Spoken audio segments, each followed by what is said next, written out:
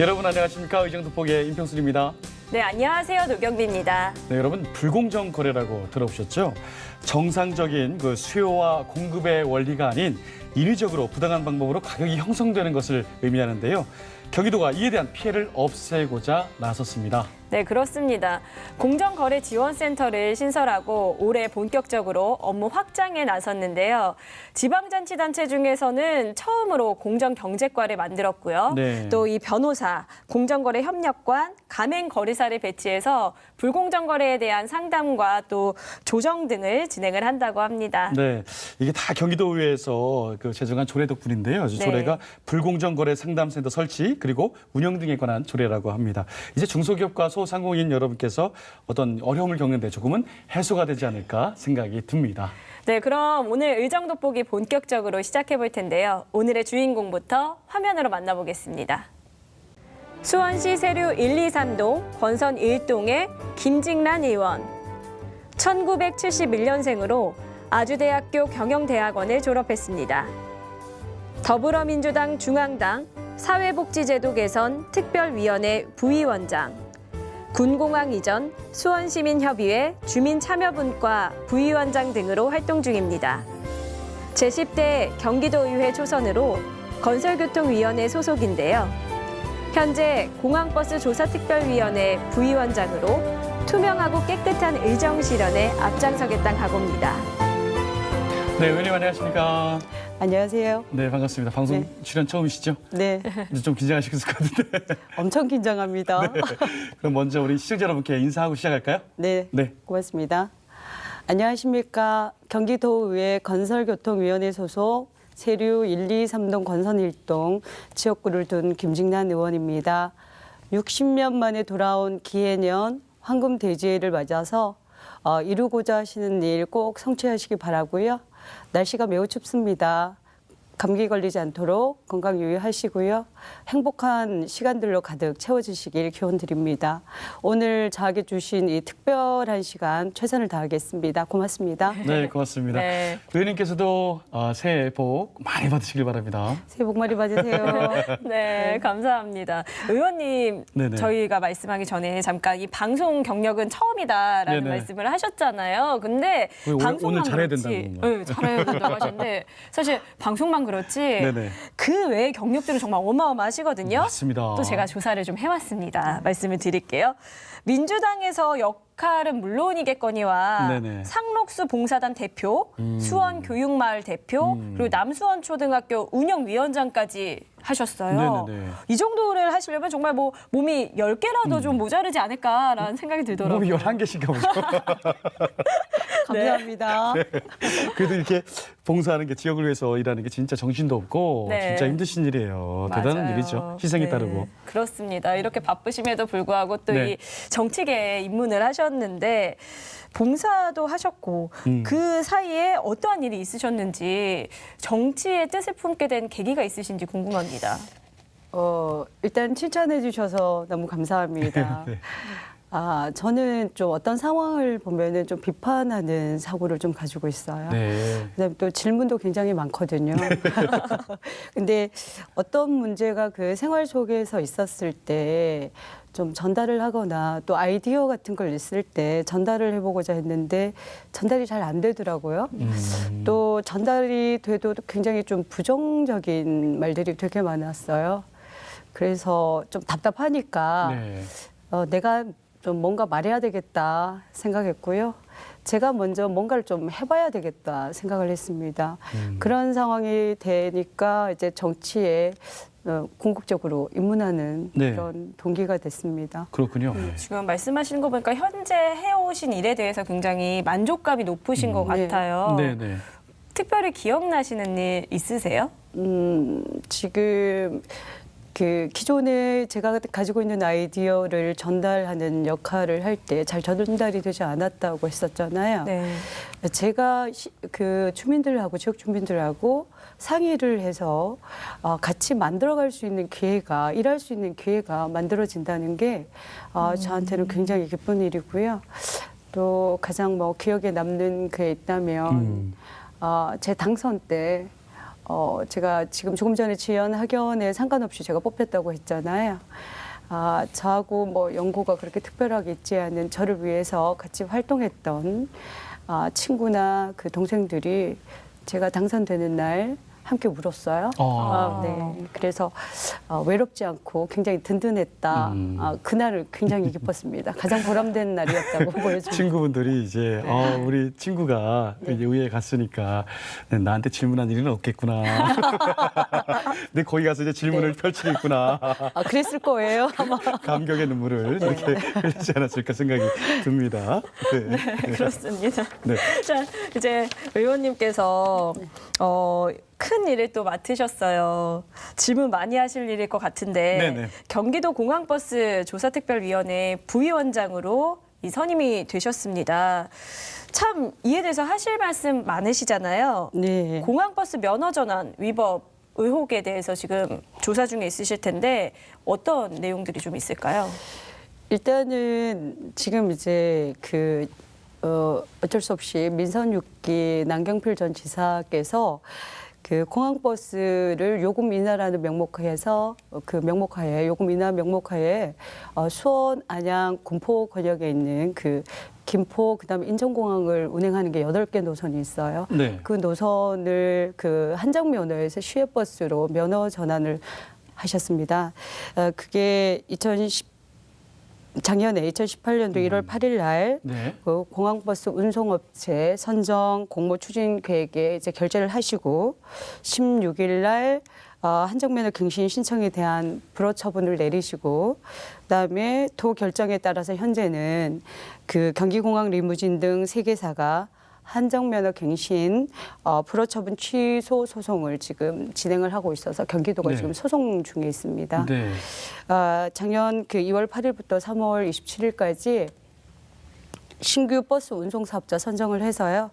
지금 절차가 진행되었고 경기공항 리무진 버스는 그 수원, 그 안양, 군포 권역에 대해서 사업자가 지금 주식회사 그 용남 공항 리무진으로 바뀌고 다른 업체들은 기존 업체들인데 그 업체는 시외버스 면허로 취득을 해서 지금 운행 중에 있습니다. 네. 지금 한정 면허가 보통 이제 뭐냐고 생각을 그렇죠. 하시는데 네네. 한정 면허는 실제로는 저희 주민들이 입주할 때 버스 노선이 없는 상황에서 그 주민의 편의를 위해서 경기도가 그 면허를 주는데 이거 말 그대로 한정적인 거예요. 기존에 이제 6년마다 갱신할 수 있는 기간이 있었고요. 실제로는 그 책임은 모두 그 버스 회사가 여러 가지 수리나 뭐 증차나 여러 가지 부분을 책임을 지고 그 대신에 이제 혜택이 요금을 책정할 수 있는 권한을 실제로 한정면허에 준 거고요. 네네. 지금 시외버스 면허는 실제로는 뭐 시내 시외버스 알다시피 저희 그 도민의 세금으로 일부 그 이윤을 좀 부족한 부분을 네네. 저희가 세금으로 채워주는 부분이 있습니다. 네. 또 시외버스가 되면은 개인 것이 되는 것이거든요. 예. 실제로는 회사 소유가 돼서 회사가 이제 책임을 지긴 하지만 실제로는 저희가 알다시피 시외버스 요금이 매년 오르지 않습니까? 그거에 따라서 요금 인상이 계속되고요.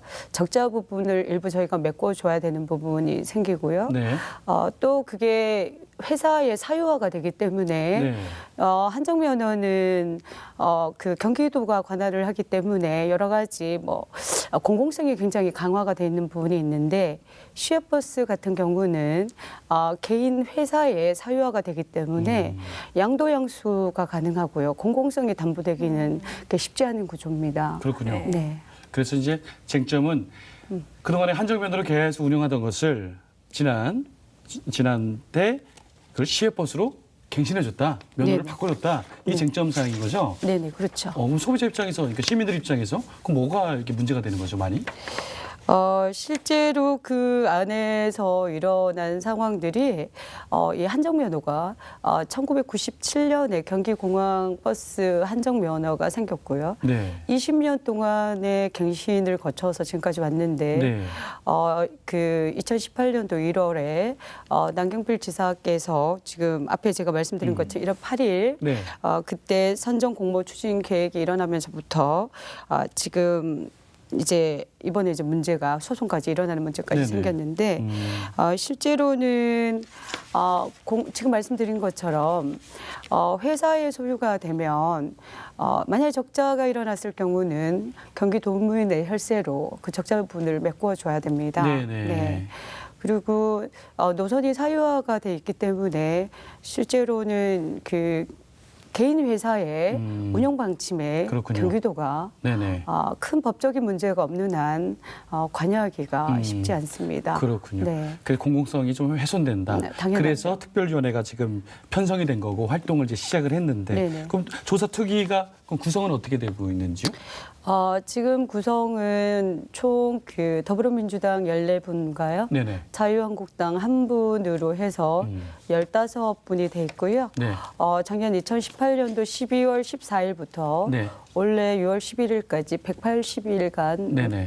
그 특위 활동을 할 수 있습니다. 맞습니다. 그러니까 말씀을 들어보니까 이 시외버스 이제 노선 전환은 결국 특정 회사에 혜택을 줄 수가 있는 거예요.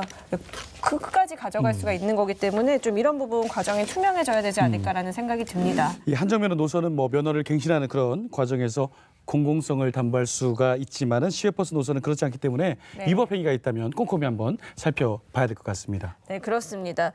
그 앞으로 이런 사례가 다시는 일어나면 안 되거든요. 네네. 그래서 현실적인 대책이 참 필요할 것 같은데 의원님께서 좀 생각하신 보관이 있다면 어떤 게 있을까요?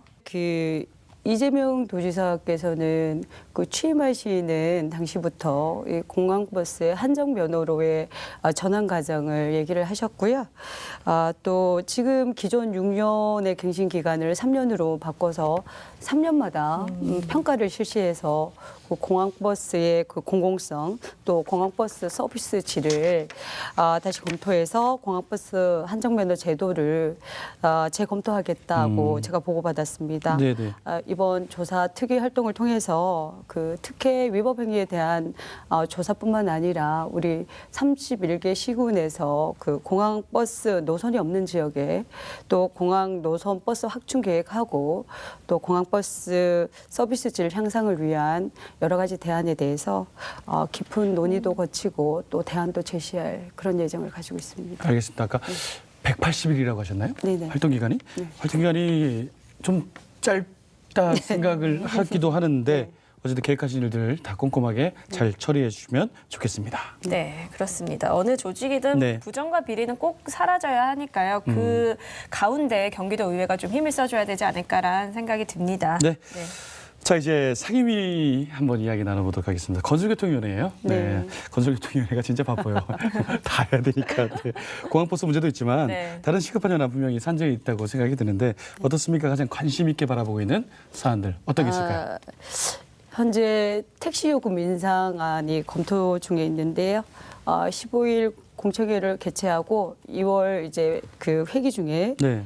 도의회 의견 청취안이 제출되고 심의한 후에 그 소비자정책위원회 심의위원회에 심의를 거치고 2월 말 또는 3월 달 초쯤에 택시요금 인상안이 시행될 예정입니다.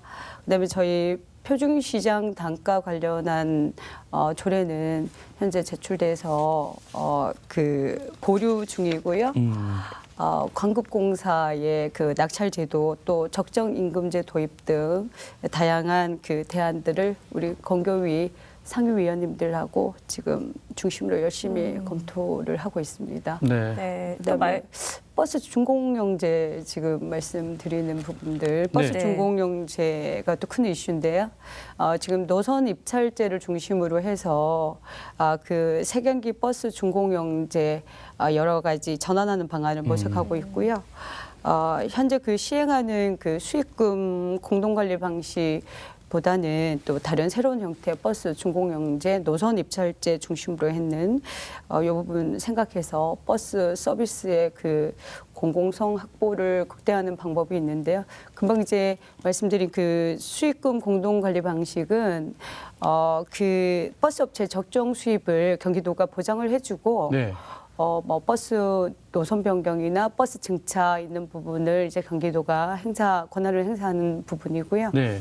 지금 이제 조금 전에 말씀드린 버스 노선 입찰제는 그 노선에 관한 그 소유는 공공이 경기도가 가지고 그 노선을 일부 일정 기간 동안 그 입찰이나 경쟁을 통한 업체에다가 위임을 하는 그 한정면의 성격을 가지고 있어요.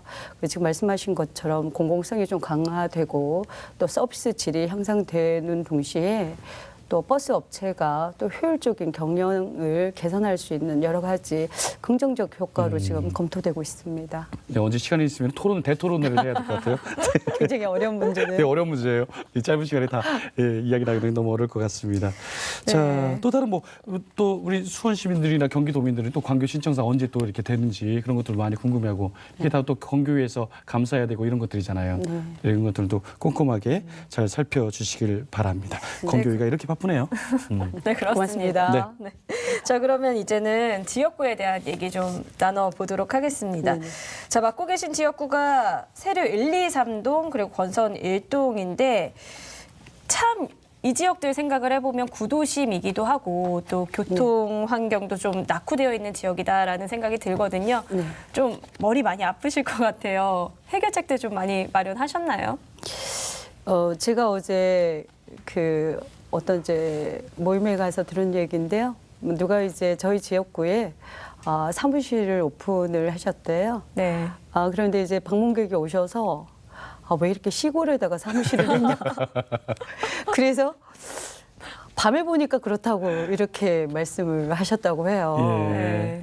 그 얘기 듣고 같은 시내잖아요. 수원에서 저희가 이제 수원역에 바로 붙어 있는데 네. 우리 구도심 지금 말씀하신 것처럼 구도심이고 오래된 건물이 많다 보니 제 지역구의 이미지가 그렇구나 이런 다시 한번 반성의 기회를 가졌습니다. 저희 그 교육 환경에 대한 부분을 조금 전에 질문하셨었죠. 교통 환경 교통이요. 네, 여쭤봤습니다. 네. 교통은 저희가 이제 수원역 근처에 있어서 실제로 수원역을 이용하는 부분이 좀 많고요. 지금 말씀하신 것처럼 버스 부분이나 이런 부분은 굉장히 활발하지 못한 걸로 제가 이해를 하고 있습니다. 지금 말씀드린 것처럼 상가나 뭐 구도심이니까 그 굉장히 활성화돼 있는 빈번한 사람들이 빈번하게 다니는 곳은 아니잖아요. 그런 부분이 있어서 지금 저희가 이제 가장 저희 지역에서 가까운 수원역에서 2024년에 KTX가 이제 수원에서 출발하는 게 지금은 이제 8번 정도 있거든요. 그렇게 많지는 않아요. 네네. 그런데 그때는 이제 18번 정도.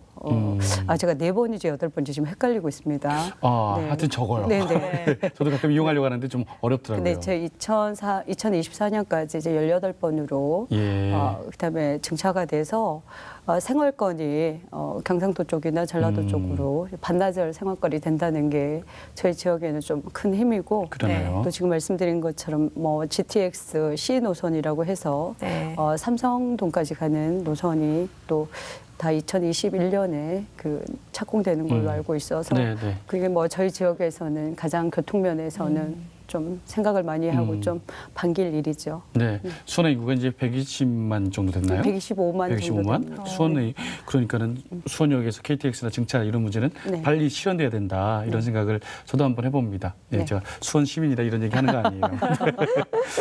자, 이외에도 지역 경제 활성화 위해서 또 많은 고민을 하고 계시더라고요. 네. 전통시장 살리기를 또 추진 중에 있는 걸로 알고 있는데 어떤 내용일까요? 지금 저희 그 문재인 정부 우리 문재인 대통령께서 가장 그 걱정하시는 분이 뭐 경제지 않습니까? 네. 근데 지역에서의 그 가장 경제의 핵심이 지금 이제 소상공인 분들하고 지역 경제 활성화가 일단 밑그림이 돼야 된다는 생각을 하고 있고요. 제 지역에 수원에는 22개 전통시장이 있습니다. 네. 제 지역구에는 2개의 전통시장이 있어요. 그런 그 시장에서 지금 우리 권선시장을 저희가 가지고 있는데 2018년도에 화재로 인해서 소방설비에 대한 신설 비용으로 그 경기도 특별조정교부금 10억이 있고요. 그다음에 이번에 전통시장 현대화 사업으로 14억이 배정이 돼서 24억으로 그 지역 경제, 그러니까 전통시장 살리기에 좀 힘써 보겠다 해서 이번에 지역구 국회의원이신 김시배 의원님하고 네. 상인회하고 소통 간담회를 가졌습니다. 거기에서 우리 정치인들은 저를 포함해서 그 예산이 필요한 예산이 적기적소에 쓰일 수 있게 아주 꼼꼼하게 들여다봐야 된다는 거와 또 그 예산이 낭비되지 않기 위해서는 서로 조금 소통하고 양보하고 그래서 일심동체로 합심한 힘으로 상인회에서 함께 일구어 나가야 된다라는 그런 깨닫는 시간이 되었고요. 그 요즘에 사실 전통시장이 많이 사라져서 그 시장 특유의 그 인간 냄새 네. 아시죠? 네. 호떡 하나 사 먹으면 오뎅 서비스를 주시고 그래요? 예전에 그랬었단 말이에요. 좀 많이 그러시는데. 거기는 어디예요? 거기 어디예요? 가야 되겠네요. 저는 받았었는데. 그래요? 그래요? 네. 그래서 그런 좀 분위기가 좀 다시 되살아나는 네. 그런 전통시장이었으면 좋겠어요. 전 가끔 가요. 가끔 가고 네. 또 수원에는 저 지동시장하고 엄청 넓어요. 그 맞아요. 안에 8개가 시장이 같이 있잖아요. 네. 팔달문에 거기 보면 이제 요즘 같은 추운 날씨에는 이제 전 부쳐가지고 먹으면 좋고 또 전통시장 살리는 의원님이시니까 셋이서 앉아서 거기서 토크를 하면 참 재밌었을 텐데. 괜찮은데요? 아니 너무 복잡했습니다. 그 상인분들한테 방해가 되니까 그거는 좀 지양하고 네. 나중에 개인적으로 제 지동순대가 맛있습니다. 권선시장도 맛있나요? 저 그쪽을 예전에 가보고 간 것 같은데. 권선시장에는 다 있습니다. 다 있죠? 네. 네. 그리고 옆에 농수산물시장과 함께 네네네. 상생을 하고 지금 이제 맞습니다. 건축이나 재리모델링 중이지 않습니까? 네네.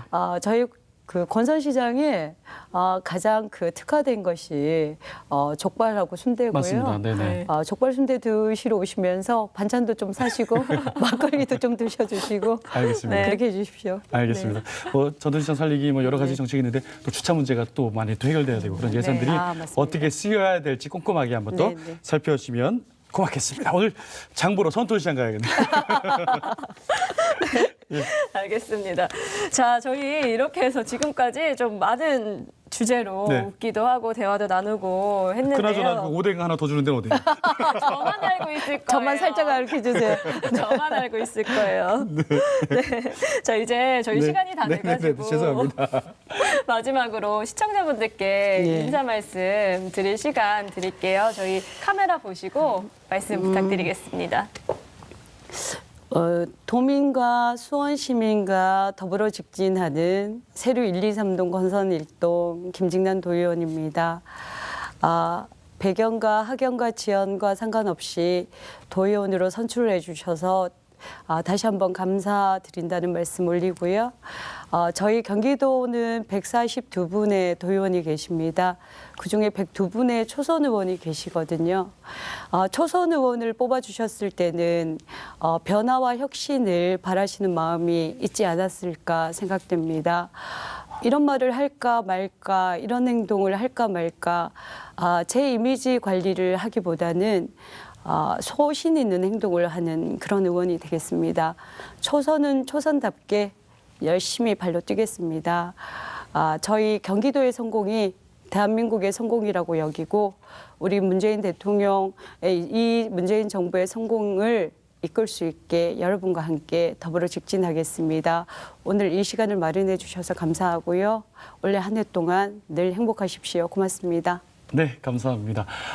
질문하기 좋아하셔서 이렇게 또 하셨으니까 네. 질문 많이 하셔가지고 좋은 경기도 만드는 데 서시길 바랍니다. 오늘 이 네. 시간 우리 김직란 의원과 함께 이야기 나눠봤습니다. 오늘 말씀 고맙습니다. 고맙습니다. 네, 오늘 만난 김직란 의원의 선거 포스터가 생각이 나는데요. 일하고 싶습니다라고 정말 크게 쓰여 있었더라고요. 네. 자, 본격적으로 일할 기회가 주어졌으니 네. 의원님의 의정 활동 기대하도록 하겠습니다. 저도 믿고 응원하겠습니다. 자, 이 시간 의정도포 여기까지입니다. 저희는 다음에 찾아뵙겠습니다. 시청해주신 여러분 고맙습니다. 고맙습니다.